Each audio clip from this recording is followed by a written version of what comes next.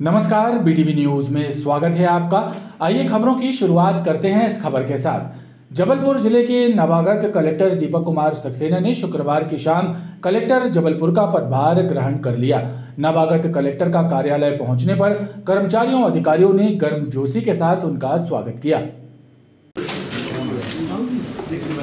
पदभार ग्रहण करने के बाद नवागत कलेक्टर दीपक कुमार सक्सेना ने पत्रकारों और मीडिया कर्मियों से चर्चा की और कहा कि सरकार के कार्यों को समय सीमा में प्राथमिकता के साथ पूरा करना उनका प्रयास होगा। उन्होंने धान उपार्जन कार्य को लेकर किसानों को आ रही परेशानी को प्राथमिकता से हल करने की बात कही। दीपक कुमार सक्सेना पूर्व में पड़ोसी जिले नरसिंहपुर में भी कलेक्टर रह चुके हैं। कि उपार्जन तो बहुत अच्छा चल रहा है यहाँ पे, और जो उपार्जन में जो शिकायतें आई हैं उस शिकायतों में मुश्किल से 7 से 8% धान में ही थोड़ा सा इशू क्रिएट हुआ है। जितना टोटल यहाँ पे प्रिक्वायरमेंट होता है उसका, उस धान में भी जो मोटे तौर पे इशू ये है कि कुछ गोदामों में धान इकट्ठा हो गया है और उन गोदामों से किसानों का वहाँ से धान परचेज़ करना है। तो हमारी कोशिश ये रहेगी कि वास्तविक किसानों की पहचान हो जाए, जो उनकी उपज वहाँ इकट्ठा है उसकी गुणवत्ता की जाँच हो जाए और समय सीमा में उनकी खरीदी हो जाए, जो वास्तविक कृषक हैं और जिनका एफएक्यू है उनका। अभी चूंकि मौसम खराब है तो किसान इस बात का डर में है कि बाहर जो धान रखा हुआ है कहीं और ज़्यादा खराब। अब बाहर देखिए क्या होता है कि किसानों ने ही रखा है बाहर, तो गोदाम मालिकों ने रखवाया है। राज्य शासन से भी आदेश जारी हुए हैं और हमको भी निर्देश प्राप्त हुए हैं कि गोदाम संचालकों की चूँकि या तो मौन सहमति रही है या मुखर सहमति रही है, दोनों में से कोई ना कोई एक सहमति रही है, तब उनके प्रमाइसेस में लोग जो है धान रख के गए, उनके भरोसे रख के गए, तो उस भरोसे को बरकरार रखना उनका काम है। हम उनकी पूरी मदद करेंगे और कोशिश करेंगे कि धान जो है यदि बारिश आती है तो ख़राब ना हो, और मान लो किसी वजह से भीग जाती है तो उसको सुखा के उसका अपग्रेडेशन करके उसको काम में ले लिया जाए। अभी किसी भी गोदाम को राज्य शासन स्तर से ब्लैकलिस्ट नहीं किया है, पहली बात तो ये है।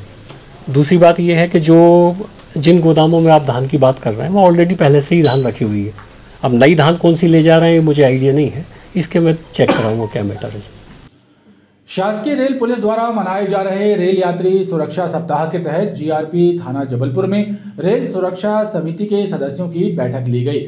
जबलपुर रेल पुलिस थाने के नए थाना प्रभारी बलराम यादव ने रेल सुरक्षा समिति के सदस्यों के साथ चर्चा कर रेल यात्रियों की सुरक्षा के मुद्दे पर सदस्यों के सुझाव आमंत्रित किए। शासकीय रेल पुलिस द्वारा इन दिनों रेल यात्री सुरक्षा सप्ताह मनाया जा रहा है। इसी के तहत विभिन्न जागरूकता कार्यक्रम आयोजित हो रहे हैं। इसी कड़ी में जीआरपी जबलपुर के नए थाना प्रभारी बलराम यादव ने पदभार ग्रहण करने के बाद रेल यात्री सुरक्षा समिति के सदस्यों की बैठक ली। बैठक में रेल यात्रियों की सुरक्षा से संबंधित सुझाव आमंत्रित किए गए। इस दौरान सदस्यों को बेहतर कामकाज के लिए प्रमाण पत्र दिए गए। नवागत थाना प्रभारी ने इस दौरान कहा कि ट्रेनों में सफर करने वाले यात्रियों की सुरक्षा और अपराधों पर नियंत्रण करना उनका प्रयास होगा। और पुलिस की कार्यशैली ऐसी हो कि अपराध ही ना हो, उस पर विशेष ध्यान जाएगा। अपराध होने के बाद अपराध पर नियंत्रण करने से अच्छा है कि पुलिस ऐसा प्रयास करे कि अपराध ही ना हो।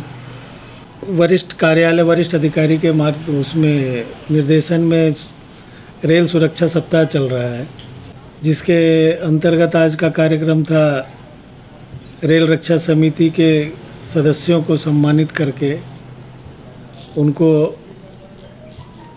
अपराध की रोकथाम के लिए एनर्जेटिक करना, उत्साहित करना, इस संबंध में कार्य किया गया है।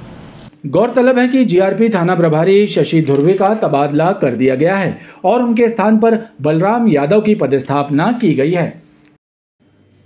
राज्य सरकार ने शुक्रवार को 7 आईएएस अधिकारियों के साथ ही 2 आईपीएस अधिकारियों की नई पदस्थापना का आदेश जारी किया है। जबलपुर में एसपी रहे आईपीएस अधिकारी टीके विद्यार्थी को जबलपुर रेंज में उप पुलिस महानिरीक्षक पद की जिम्मेदारी दी गई है। वहीं हाल ही में आईजी पद पर पदोन्नत हुए आईपीएस अधिकारी आर सिंह परिहार की पुलिस मुख्यालय में पदस्थापना की गई है। आईपीएस अधिकारी तुषारकांत विद्यार्थी भी हाल ही में डीआईजी पद पर पदोन्नत हुए थे। उन्हें राज्य सरकार ने अब नई जिम्मेदारी सौंपी है। कांग्रेस के प्रदेश अध्यक्ष जीतू पटवारी का कहना है कि मोदी की गारंटी के नाम से भाजपा ने जनता से जो वादे किए हैं उन वादों को पूरा करने की जिम्मेदारी मुख्यमंत्री डॉक्टर मोहन यादव की है। अन्यथा जनता के साथ कांग्रेस सड़क पर उतरकर आंदोलन करेगी। झूठे वादों को बर्दाश्त नहीं किया जाएगा। अल्प प्रवास पर जबलपुर आए कांग्रेस के प्रदेश अध्यक्ष जीतू पटवारी ने कांग्रेस कार्यकर्ताओं से मुलाकात की। साथ ही पत्रकारों से चर्चा करते हुए जीतू पटवारी ने कहा, भाजपा ने मोदी की गारंटी के नाम से जनता से वादे तो बड़े बड़े कर दिए, लेकिन उन वादों को पूरा करने से प्रदेश भाजपा सरकार पीछे हटते दिखाई दे रही है। मोदी की गारंटी वाले वादे झूठे साबित होने वाले हैं। मोदी की गारंटी थी 15 लाख के टैक्स पे लोगों के, ईमानदार लोगों का पैसा आम जनता के में जाना चाहिए। एक नागरिक मिला क्या? मोदी की गारंटी थी stand up India, startup India. Modi की गारंटी थी $5 ट्रिलियन की अर्थव्यवस्था। मोदी की गारंटी थी ये लाडली बहना में 3000 रुपया। मोदी की गारंटी थी 3100 रुपया धान का मूल्य। मोदी की गारंटी थी 2600-2700 रुपया गेहूँ का मूल्य। मोदी की गारंटी थी 2 लाख नौकरियाँ अभी चालू करनी थी। मोदी की गारंटी थी हर घर को रोजगार। 450 रुपये में गैस सिलेंडर हजारों। एक भी चालू हुआ इस 1 महीने में? एक भी चालू हुआ इससे पहले 9 साल में? जीतू पटवारी ने कटाक्ष करते हुए कहा कि सरकार बने 1-2 महीने भी नहीं हुए और प्रदेश सरकार ने 28,000 करोड़ रुपयों का कर्ज भी ले लिया, यानी प्रदेश पर कर्ज का बोझ बढ़ गया है। मध्य प्रदेश की सरकार जनवरी से लेके मार्च तक 28,500 करोड़ रुपए कर्ज लेगी। 28,500 करोड़ रुपया यानी लगभग 350 करोड़ रुपया कर्ज लेगी। आरबीआई के परिपत्र के माध्यम से देश को ये पता चला। पहले से हमारी सरकार कर्ज में है। जीतू पटवारी ने कहा, कांग्रेस विपक्ष की जिम्मेदारी पूरी ताकत और ईमानदारी से निभाएगी। जनता के अधिकारों की लड़ाई सड़क पर लड़ी जाएगी। सड़क और फुटपाथ पर काबिज अतिक्रमणों को हटाने के लिए नगर निगम के अन्य क्रांति दल ने 3 पत्ती चौक और सिविक सेंटर में कार्रवाई की। कार्रवाई के दौरान अतिक्रमणकर्ताओं में भगदड़ मची रही। कई ठेले टपरे जब्त किए गए। नगर निगम के आसपास एवं सिविक सेंटर में सड़क और फुटपाथ पर कब्जा करके दुकान लगाने वालों के खिलाफ अभियान चलाया गया।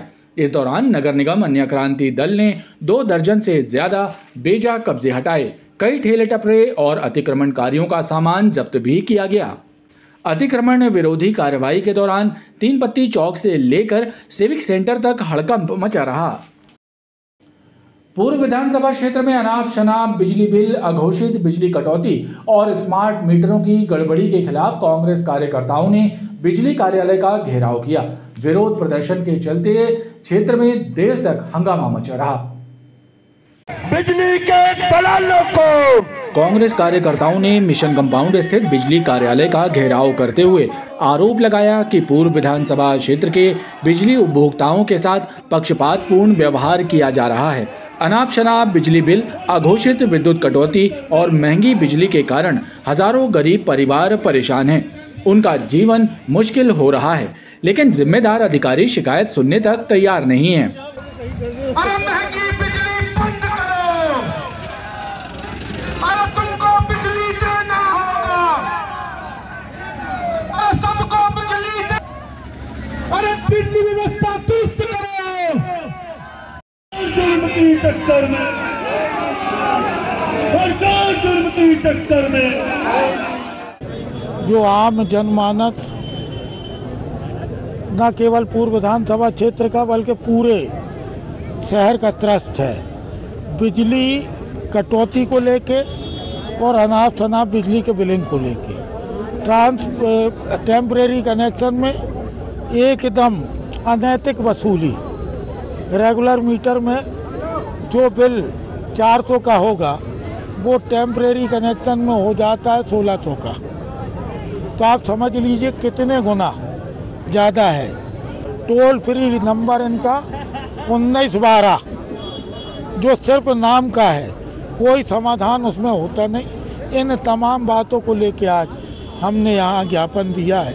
हमने बिजली विभाग को आगाह भी करा है कि समय रहते अगर इन समस्याओं को आप सही कर देते हैं, अनावश्यक तौर पर 80,000 लोगों के बिजली कंज्यूमर के जो आपने भार बढ़ाए हैं अपने ऑफिसों में बैठ के, इनको समाप्त नहीं कर देते, द्वेषपूर्ण भावना से जो आप विद्युत कटौती करते हैं उसको आप अगर नहीं रोक देते, खराब ट्रांसफार्मर कटी फटी केबलों को अगर नहीं बदल देते, जहाँ विद्युतीकरण नहीं है वहाँ विद्युतीकरण नहीं कर देते, ये तमाम चीज़ें अगर आप नहीं करते हैं तो आज ये हमारा जो ज्ञापन जो आंदोलन था ये सांकेतिक था। आगे भविष्य में एक बड़े चरणबद्ध आंदोलन के लिए आप तैयार रहें। इसमें जितना भी आक्रोश होता है तो उसकी जवाबदारी भविष्य में बिजली विभाग की। जुलूस की शक्ल में बिजली कार्यालय पहुंचे कांग्रेस कार्यकर्ताओं ने चेतावनी दी है कि यदि जनता की समस्याओं की तरफ ध्यान नहीं दिया गया तो तीव्र आंदोलन किया जाएगा।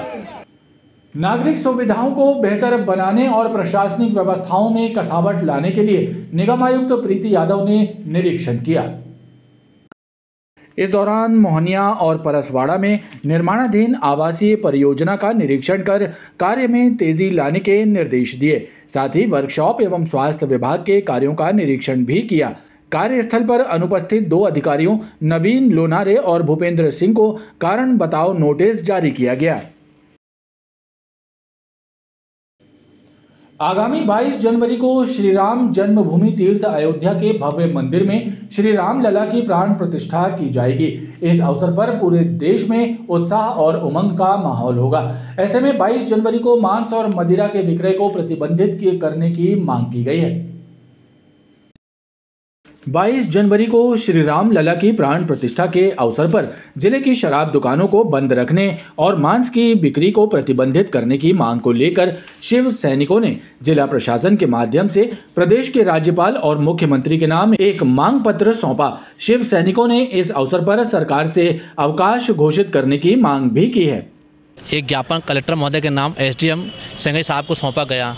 उसमें उनके द्वारा ये मांग की गई कि मुख्यमंत्री जी को, राज्यपाल जी को ये ज्ञापन दिया जाए कि आने वाले समय 22 जनवरी को जो भगवान श्री रामचंद्र जी का अयोध्या में जो स्थापना की जा रही है, 500 वर्ष बाद उनको मंदिर हमारा हिंदू के देव रामचंद्र जी की स्थापना की जा रही है। उस दिन ड्राई डे हो, शराब दुकान और मदिरा की दुकान और मांस मदिरा सब बंद की जाए और साथ ही राष्ट्रीय अवकाश घोषित किया जाए।